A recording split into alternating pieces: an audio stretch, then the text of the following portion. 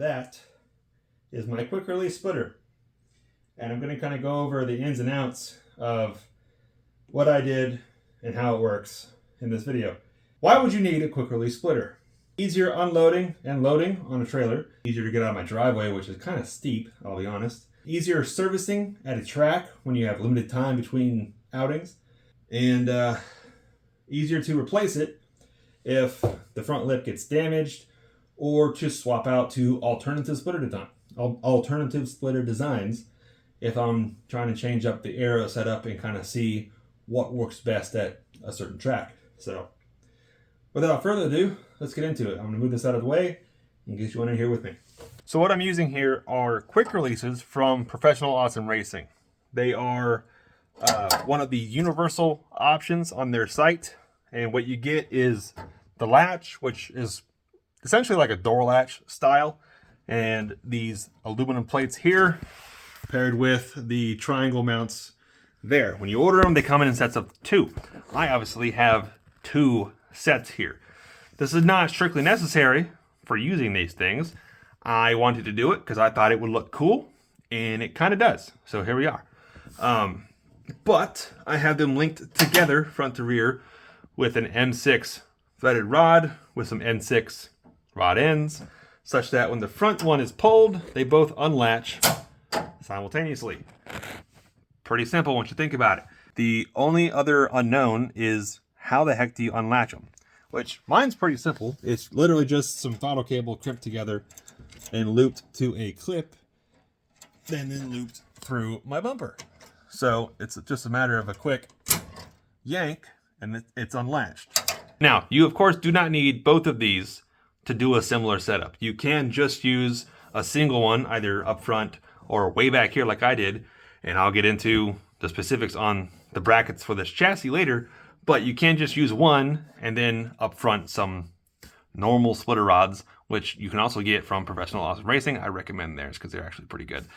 But to go into specifics on this chassis in particular, which is the Mark I Ford Focus, I'm going to lay you down so you can actually see the front brackets here. So these black pieces of metal here, there's 2 here. There's one that comes over and comes down, which the aluminum mounts to, and these are steel of the same thickness of the aluminum, so these are pretty strong. And then that sandwiches another one that goes over and comes down where I have the tow bar hooked up to.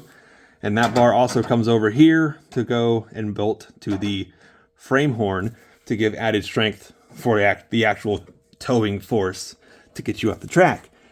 And then along with that, back here, if it'll focus, we have the bolt-in rear bracket. Now this bolts to the Ford Focus OEM tie-down bracket area. These studs are OEM, they come standard, so there's no modification needed for this bracket in particular. So, Ford Focus guys, there is now a bolt-on solution for solidly mounting a splitter on a Mark I Ford Focus.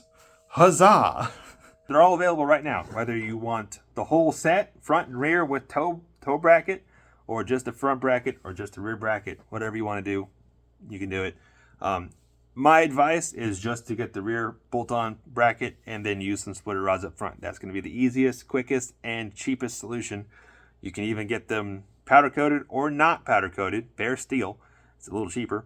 Whatever you want to do. So, have at it. I'm going to end this off with a word of warning to those of you who are now looking into doing a quad quick release setup on your chassis. Before you mark or drill anything, get your splitter material figured out, get your splitter template figured out. Whether you need a 3D scanner or whatnot. Figure out your brackets, then hang these feet from your brackets and have the splitter pressed up against the feet.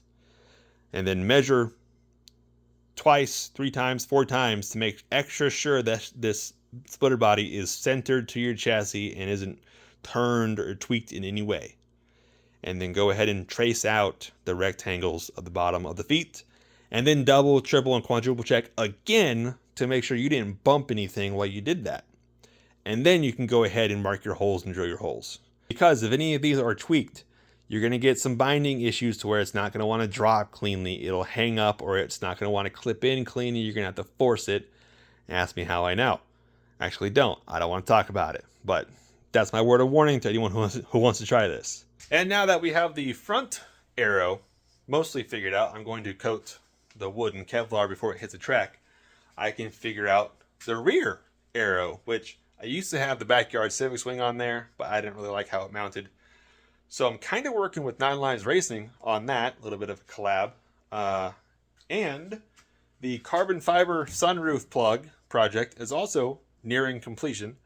The mold is designed and sent to my guy. He's printing it out, and he's going to put it together to actually make the mold and pull a piece, and we can get one to try it up, make sure it fits, and then that'll be on the market too, along with the eventual rear wing bracket setups that I'm going to create. So look forward to that. And a quick note on splitter material. Yes, I know it's wood. This is 5/8 ply. It's the most commonly used splitter material in grassroots racing. I will be coating this in Kevlar. And in the future, yes, of course, I'll have a foam core Kevlar coated material, but this was cheap and accessible, and I could fuck it up and not be upset about it. Plus, I'm not exactly set up for composites just yet in here. Trying to figure out some wiring before I delve into chemicals. So, we'll pop this thing back on. There we go. Nice solid click. Gets on. Hit the other side. Now, make sure our air dams are not going to get caught under a bumper. And we're on. And now, I can put 270 on the nose, no problem. Do that with your plastic self-tapped thing on there, and if I don't drop it again, it's that simple.